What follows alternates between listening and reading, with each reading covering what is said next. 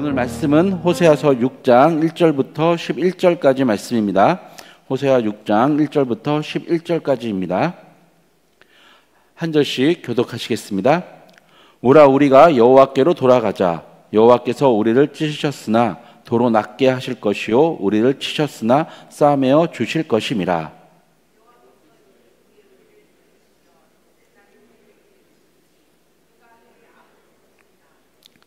그러므로 우리가 여호와를 알자. 힘써 여호와를 알자.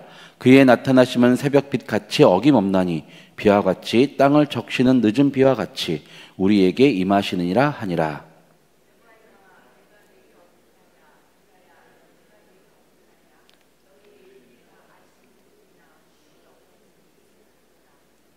그러므로 내가 선지자들로 그들을 치고 내 입의 말로 그들을 죽였노니 내 심판은 빛처럼 나오느니라.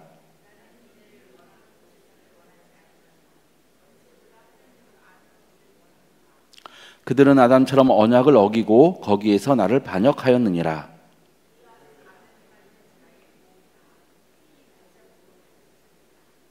강도 때가 사람을 기다린 같이 제사장의 무리가 세겜길에서 살인하니 그들이 사악을 행하였느니라.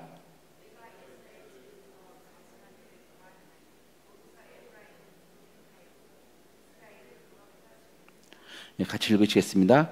또한 유다여 내가 내 백성의 사로잡힘을 돌이킬 때에 내게도 추수할 일을 정하였느니라. 아멘. 예, 호세아 6장입니다. 오늘 말씀은 우리가 너무 잘 아는 말씀이죠. 특히 이번 6월 25일 상기 구국 장병 집회 주제 말씀이었습니다. 이제 5장까지는 보면 그 이스라엘은 특히 북이스라엘은 찬 남편이라고 이야기할 수 있는 예수 그리스도를 떠나서 자기가 볼 때 자기가 더 잘해줄 것 같은 더 많은 것을 줄 것 같은 우상을 따르며 섬겼습니다. 그들은 전체적으로 패악했고 그들은 총체적으로 아주 죄악에 빠져서 헤어나올 수가 없었습니다. 그들은 우상을 섬기면 더 잘 살 것 같고 더 많은 복을 얻을 것 같았지만 그들의 실제 모습은 어떻습니까? 더 많이 상처받고 더 많이 다치고 더 많이 힘들어졌습니다. 드디어 6장에서 오늘 본문에서 이제 드디어 이들이 정신을 차렸나 봅니다. 뭐라고 얘기합니까? 우리가 돌아가자. 우리가 여호와께로 돌아가자. 그에게로 돌아가면 우리가 지금 이렇게 아프고 힘든 이 모든 것들이 다 해결될 것이다. 나을 것이다. 비록 여호와가 우리가 우상을 섬겨서 우리를 찢으시고 치셨지만 우리가 여호와께로 돌아가면 다 여호와께서 우리를 치료하실 것이다. 둘째 날에는 우리를 살리시고 셋째 날이 되면 아무리 큰 병이라도 셋째 날이 되면 우리를 일으키실 것이고 우리가 그 앞에 살 수 있도록 여호와가 우리를 이끄실 것이다. 그러면서 그들이 하는 이야기가 무엇이냐면 마치 그 여호와의 사랑, 그 여호와의 은혜는 비처럼 어김없이 내리는 비처럼 특히 늦은 비처럼 우리에게 임할 것이라 얘기합니다. 여기서 늦은 비는 이스라엘의 농업과 관계되어 있습니다. 하나님도 그렇지만 여호와도 그렇지만 많은 이스라엘 사람들은 이른 비와 늦은 비를 여호와의 은혜로 비유해서 설명합니다. 이른 비는 우리 시간으로 하면 약 9월에서 11월 사이 막 볼이나 파종을 끝나고 내리는 비입니다. 뿌리를 내리고 싹을 틔우게 하는 비죠. 그리고 이스라엘은 우기가 들어가서 농사짓는데 필요한 비가 내립니다. 그리고 우기가 약 1월에서 2월쯤 끝나면 이제 건기로 들어가는데 문제는 이 건기로 들어가면서도 추수할 때까지 시간이 약 2개월, 3개월 정도 시간이 있습니다. 이때 추수를 위해서 자라난 농작물, 이른 비와 우기를 통해서 자라난 농작물을 추수하기 위해서 그들이 말라 죽지 않게 해서 내리는 비가 늦은 비입니다. 그래서 이스라엘에게 있어서 이른 비와 늦은 비는 여호와의 은혜입니다.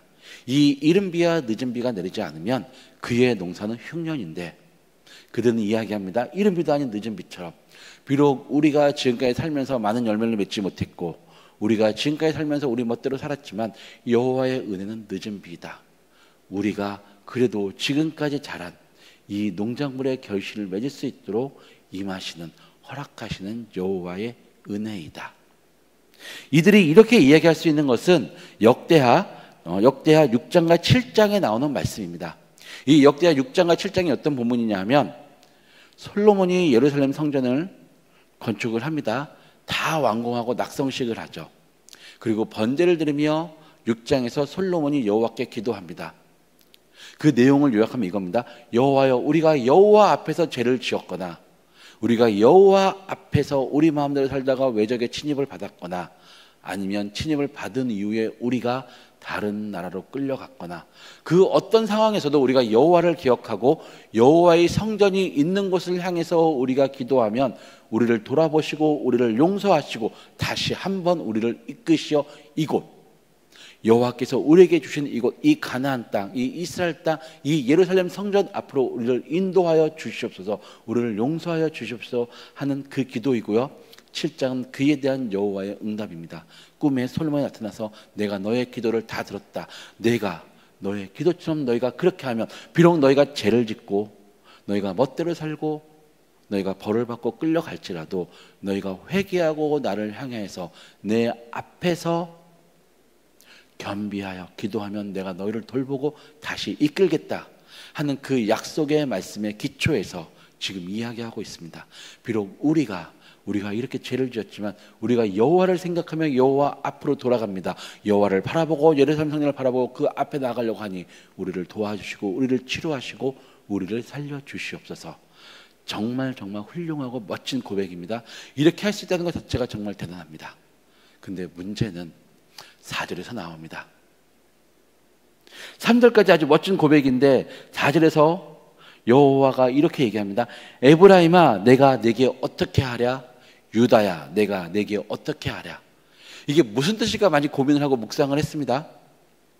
정말 이들의 고백을 하나님이 너무 이뻐해서 그들이 너무 좋아하고 이뻐서 내가 이제 너희들에게 어떻게 하면 좋겠니? 어떻게 해줄까? 말만 해라, 내가 다 들어줄게. 이런 뜻일까?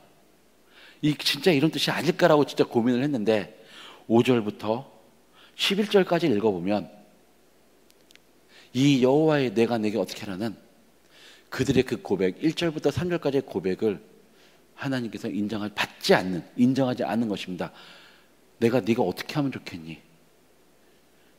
내가 너를 어떻게 하면 좋겠니? 정말 내가 내 모습을 보니까 답답하고 더 이상 너를 가만히 둘 수가 없는데 내가 너를 어떻게 하면 좋겠니?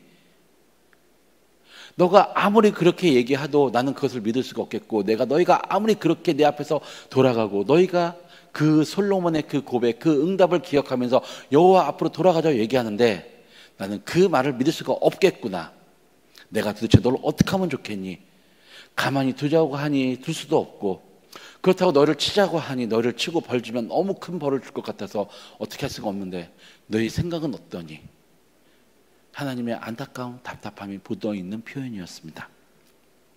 지금 그렇게 고백하고 있는 이들은 어떤지 아십니까? 4절에서 이러죠. 너희들의 인해는 아침 구름같이 아침 구름 같고 아침에 떠있는 구름, 그러나 시간이 지나면 바람이 불면 다 사라지는 구름입니다.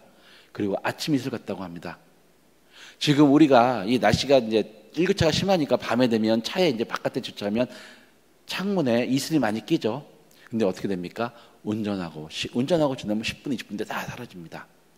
무슨 뜻입니까? 너희들의 그 고백, 너희들이 나를 향한 그 사랑, 너희들이 지금 얘기한 그것은 아침 이슬처럼, 아침 구름처럼 시간이 지나면 금방 사라지는구나. 남아서 너희들은 나의 사랑을 늦은 비라고 해서 땅을 영향을 주고 땅을 적시고 있을 거라고 하지만 너희들의 그 사랑, 그 고백은 아침 이슬, 아침 구름처럼 땅에 영향도 미치지 못하고 단지 왔다가 사라지는구나. 무엇이라 얘기합니까? 7절에서는 너희들은 아담처럼 언약을 어기고 언약을 어긴 그곳에서 나를 배신했다. 여호와의 명령을 직접 들은 다 괜찮으나 그 실과를 먹으면 선악을 알게 하는 나무의 열매를 먹으면 정령 죽을 것이다. 반드시 죽을 것이다 얘기 들었던 그 아담도 배신해서 먹었습니다. 그리고 여호와가 너가 어디 있냐 불렀을 때 뭐라고 얘기합니까? 그리고 내가 여호와를 피해 숨었습니다. 너가 왜 먹었느냐? 하나님 죄송합니다가 아니라 반명을 합니다. 하나님이 나에게 주신 그 여자가 나에게 주라고 해서 먹었습니다. 이렇게 이야기하며 여호와의 그 하나님이 원하셨던 하나님이 그 앞에서 회개하고 용서를 구하기를 원했던 그 마음을 반역하고 배신했던 아담입니다. 그들처럼 한다고 합니다. 너희가 지금은 여호와께 돌아가자고 하는데 너희가 조금 나아질 것 같으면 바로 나를 배신하고 내 말을 어기는구나. 여러분 8절 9절에서 뭐라고 합니까? 제사장의 무리가 세겜길에서 악을 행한다고 합니다. 세겜은 우상을 숭배하는 도시인데 맨 처음 세겜은 어떤 도시냐면 도피성입니다. 여호와의 사랑, 여호와의 인애의 상징입니다. 내가 모르고 실수로 계획하지 않고 사람을 죽였을 때 원래 생명은 생명으로 갚아야 되는데 그래도 그가 억울하게 죽을 것 같아서 아니면 피해자가 억울하게 너무 억한 심정에 너무 그 억울한 마음에 가해자로 변할까 봐 그들을 보호하기 위해서 만들었던 도피성으로 가는 그 길에서 제사장은 그들에게 오는 도피자들을 도와야 됨에도 제사장이 악을 행합니다. 어쩌면 그들을 멀리하고 그들을 죽이고 심지어는 그들이 피해자에게 죽도록 내버려둘 수 있는 자신들의 임무를 다하지 않고 있다고 제사장이 그렇게 이야기하고 있습니다. 그리고 이스라엘은 어떻습니까? 북이스라엘은 어떻습니까? 지금도 가증한 일을 행합니다. 여호와께 돌아가자고 하면서 그들은 가증한 일을 합니다. 계속 우상을 숭배하며 우상에게 절하고 우상을 숭배하며 더 복을 받을 것이다. 우리가 여호와도 이렇게 섬기고 우상도 섬기면 양쪽에서 복을 받을 것이라는 생각으로 계속 악을 행하고 있습니다. 유다라고 만만치 않습니다. 유다 뭐라고 얘기합니까? 너희가 내 백성이 유다가 사로잡힘을 돌이킬 때 사로잡혀 가서 돌아올 때에 내가 네게도 추수할 것. 무슨 뜻입니까? 내 행에 대해서 너희가 저지른 그 죄에 대해서 내가 벌을 줄 것이다. 비록 내가 너희를 용서하고 너희를 사랑하지만 너희가 지은 죄에 대해서 벌을 할 것이다. 그래야 너희가 잊지 않고 계속 나의 명령을 따르길 것이다.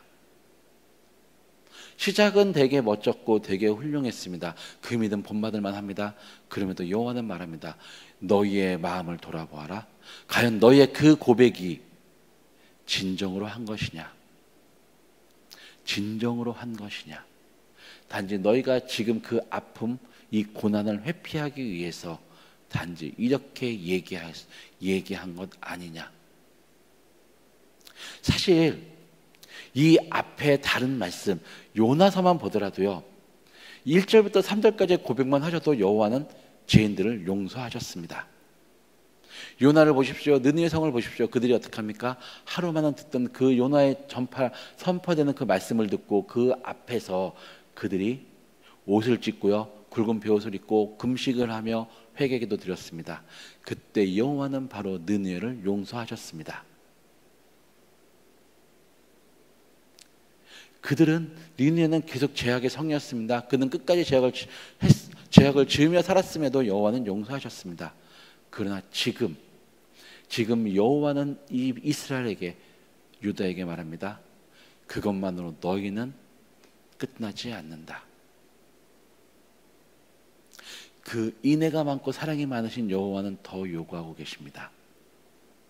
그 이유는 딱 하나입니다. 너희가 나에 대한 지식을 갖추지 않고 살기 때문이다. 내가 너희에게 주었고 너희를 선택했고 나의 백성으로 만들었는데 너희가 나의 백성됨을 스스로 거부하고 도망가려고 하는구나. 그러면서 말로는 나의 백성이라고 얘기하니 너희는 그 정도만으로 되지 않는다. 오늘 말씀에서 지금 여호와가 호세를 통해서 우리에게 말씀하시는 것은 바로 이것입니다. 너희는 그것만으로 되지 않는다. 너희가 해야 될 것이 더 있다. 그것은 말씀을 배우고 말씀을 익히고 말씀을 따라 사는 것인데 그 모든 것을 통틀어 저는 이렇게 얘기하고 싶습니다. 여호와의 마음을 헤아려야 한다. 여호와가 우리에게 원하시는 것이 무엇이고 여호와가 우리가 하기를 우리가 무엇을 해야 되는지 원하고 계시는지 헤아려야 한다. 그것부터 시작해야 된다. 지금 이스라엘은 유다는 그들이 고백을 하고 그들이 돌아가겠다고 얘기하지만 중요한 건 여호와의 마음을 헤아리고 있지 않습니다. 그래서 그들은 단지 외적인 행동으로 이렇게 하면 되겠지라고 생각을 하고 있기 때문에 여호와는 내가 너희를 어떻게 하면 좋겠니? 내가 너희를 어떻게 하면 좋을지 나도 잘 모르겠다. 이렇게 하면 너희는 계속 더 악할 것이고 내가 너희를 다르게 하면 너희는 살 수 없을 정도의 벌을 받고 멸망할 것인데 내가 너를 어떻게 하면 좋겠니? 이런 고민을, 이런 걱정을 받고 있는 것입니다. 여기 모인 성도님들 잊지 마십시오. 우리가 1절부터 3절까지 고백하는 데 있어서 가장 중요한 것은, 가장 그 시작점은 여호와의 마음을 헤아리고 그 마음을 따라 시작하는 것이고 고백하는 것입니다. 그것부터 시작하셔야 됩니다. 그것이 우리가 살면서 평생 해야 될 우리의 사명이며 숙제라 할 수 있습니다. 오늘 하루도 살면서 여호와께서 나에게 원하신 것이 무엇인지, 가장 중요한 건 내가 하나님 편에서 하나님과 함께 하나님이 보시는 방향이 어디이고 하나님이 가시는 곳이 어디이고 하나님이 누구에게 손을 내미시고 어떻게 하시는지를 보시고 따르며 그 하나님의 마음을 헤아리는 여러분들이 되시기를 기도하고 축원하겠습니다. 기도하시겠습니다. 하나님, 우리가 여호와께 돌아가기를 원하고 여호와 앞에 서기를 원합니다. 주님, 우리가 그것을 원하는 이유는 오직 하나입니다. 하나님, 여호와 주께서 우리에게 원하시는 것이 무엇이고 우리가 무엇을 하기를 원하시는지, 하나님의 마음이 무엇인지 헤아리길 위해서입니다. 주님, 우리를 도와주시고 우리를 지켜주시옵소서. 우리가 언제나 하나님만 바라보며 하나님이 어디를 지금 보고 계시는지, 하나님의 마음이 어디를 향하고 계시는지, 하나님이 어디로 가시는지, 하나님이 누구에게 손을 내밀고 계시는지 우리가 헤아릴 수 있도록, 또 그 헤아림을 따라 우리가 살아갈 수 있도록 우리를 매일매일 지켜주시고 붙잡아 주시옵소서. 예수님의 이름으로 기도드렸습니다.